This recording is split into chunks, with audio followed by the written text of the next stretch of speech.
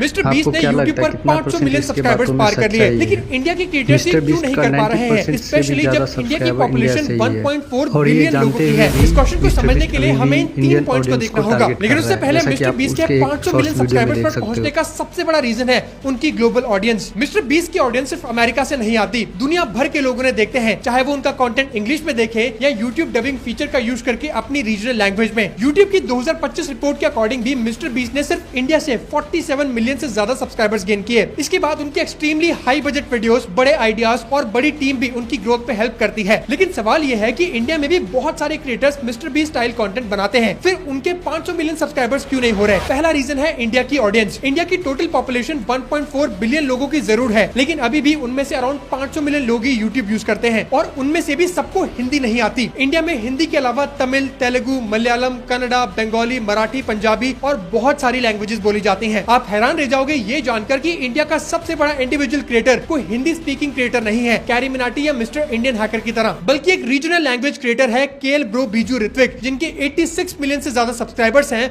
और हर महीने बिलियंस में व्यूज आते हैं। दूसरी प्रॉब्लम है खुद क्रिएटर्स। मोस्टली क्रिएटर्स इंडिया में ऐसे शोज बना ही नहीं रहे जो ग्लोबल ऑडियंस के लिए टारगेटेड हो। ज्यादातर क्रिएटर्स सिर्फ इंडिया या अपने रीजन के ऑडियंस के लिए कंटेंट बना रहे हैं। अब इसमें कोई बुराई नहीं है और ऐसा करके भी इंडिया के क्रिएटर्स बहुत सक्सेसफुल हैं, लेकिन 500 मिलियन सब्सक्राइबर्स के लिए कंटेंट को ग्लोबल ऑडियंस के हिसाब से प्लान करना ही पड़ेगा। मिस्टर बीस्ट सिर्फ अमेरिका के लिए कंटेंट नहीं बनाते, वो ग्लोबल ऑडियंस के लिए क्रिएट करते हैं। बीस्ट गेम्स में भी इंडिया जैसे मार्केट्स के लिए कैरी मिनाटी जैसे क्रिएटर्स को हाईलाइट किया गया था ताकि लोकल ऑडियंस रिलेट कर पाए। और तीसरी सबसे बड़ी प्रॉब्लम है budget. Mister beast level production के लिए बड़ा बजट, बड़ी टीम्स और बहुत बड़ी रिस्क टेकिंग कैपेसिटी चाहिए। इंडिया में यूट्यूब एड्स अमेरिका के कंपैरिजन में काफी कम पे करते हैं और इतने बड़े लेवल पर स्पॉन्सर्ड भी हर वीडियो के लिए करोड़ों रुपए देने के लिए इजीली रेडी नहीं होते। लेकिन हाँ, मेरे अकॉर्डिंग ये प्रॉब्लम तो सॉल्व हो सकती है अगर कोई क्रिएटर कंसिस्टेंटली हर वीडियो पर 50 से 100 मिलियन लॉन्ग फॉर्म व्यूज ला सके। लेकिन अभी इंडिया में किसी लॉन्ग फॉर्म इंडिविजुअल क्रिएटर के पास इतना बड़ा स्केल नहीं है, तो क्या ये इम्पॉसिबल है?